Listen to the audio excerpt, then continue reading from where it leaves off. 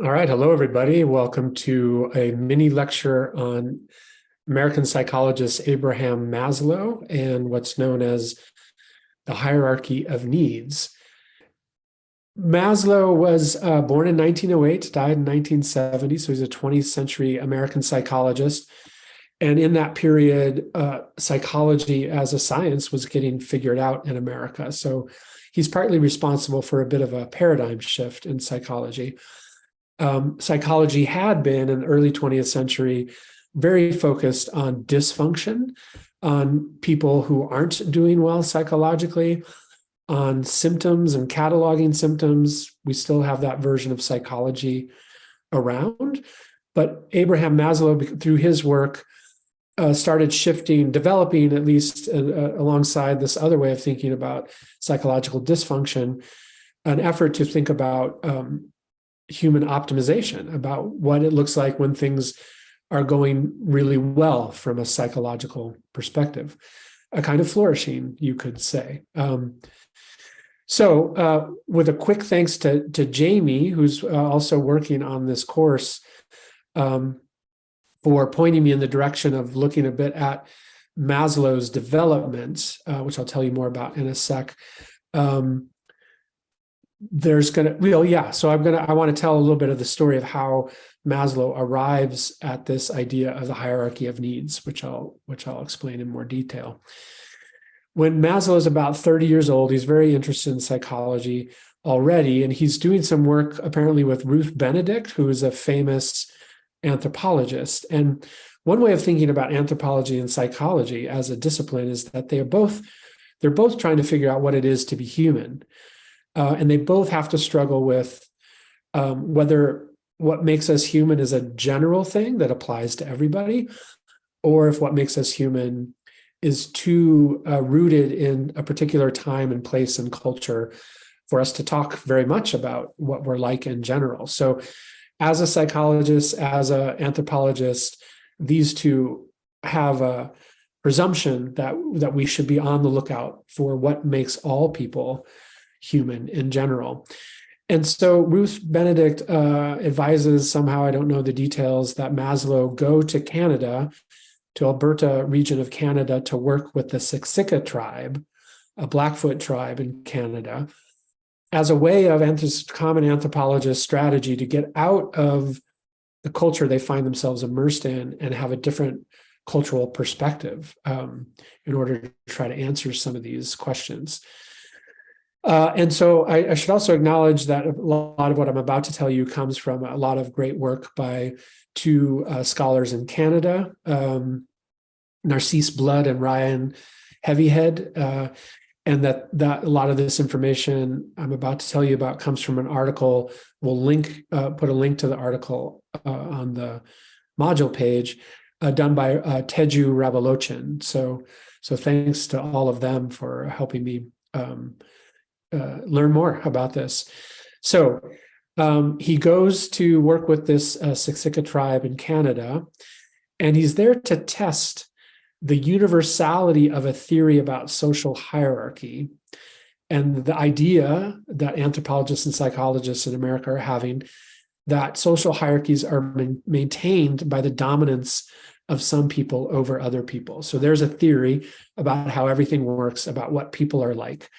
Some people like in the human community, social hierarchies happen, and those happen through dominance of some people over other people. That's the theory.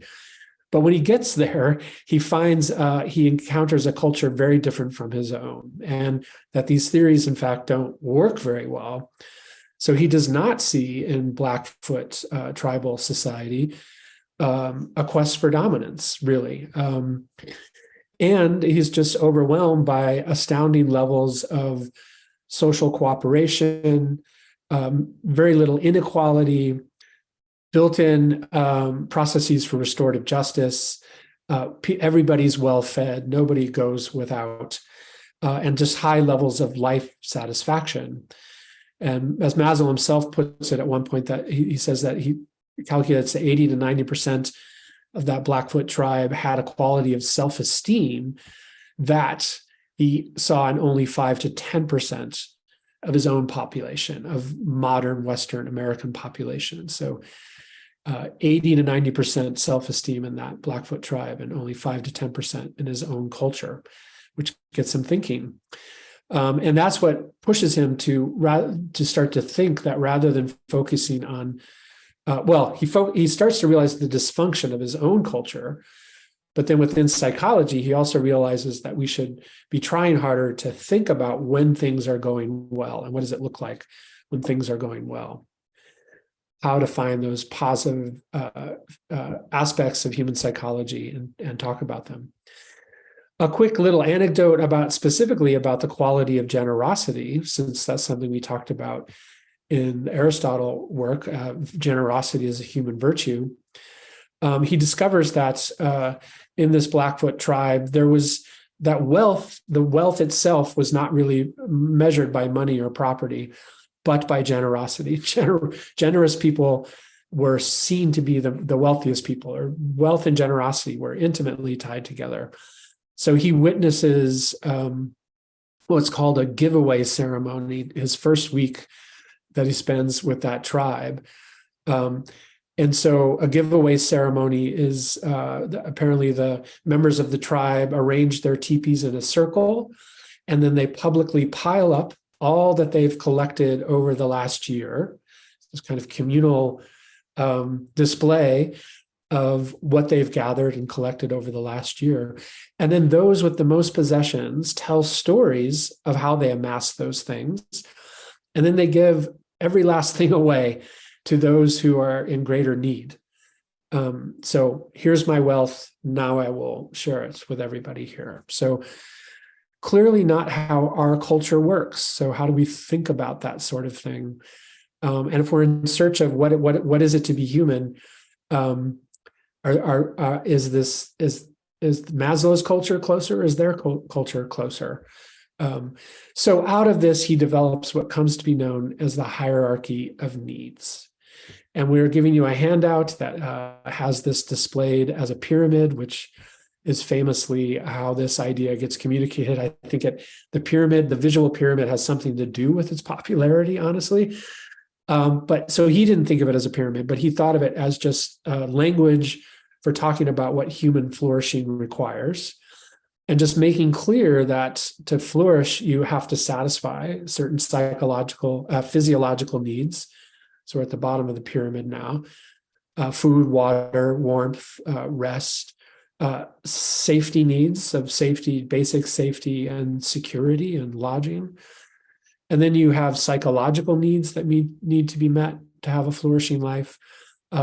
Love, close relationships, friendship are all required for this Maslow version of what human flourishing looks like, that he learned partly from his experiences with the Siksika in Canada.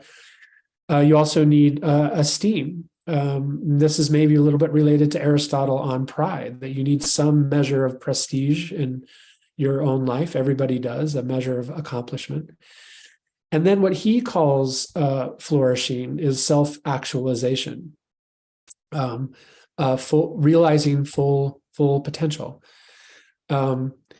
Apparently, there is a phrase for that word. Kind of, you might think of it as the Siksika word for flourishing, and it means something like coming fully into one's own, of having arrived. All right, so that's a quick look at Maslow and his psychological theories that he developed in large part out of this experience with a culture very different from his own. And notice that it becomes both a constructive tool and a critical tool. So what do I mean by that? That if you take this hierarchy of needs, it's a constructive thing if you think of it as a target that we should be aiming at. That here are the lives that we should all be leading. They should look like this. And so shouldn't we individually and collectively be trying to optimize that for other people? It also becomes a critical tool because you can, if that is the flourishing version of life, you can use it as a kind of mirror against which you measure any particular culture or society. In other words, so you can see the dysfunction, you can see how it's falling short.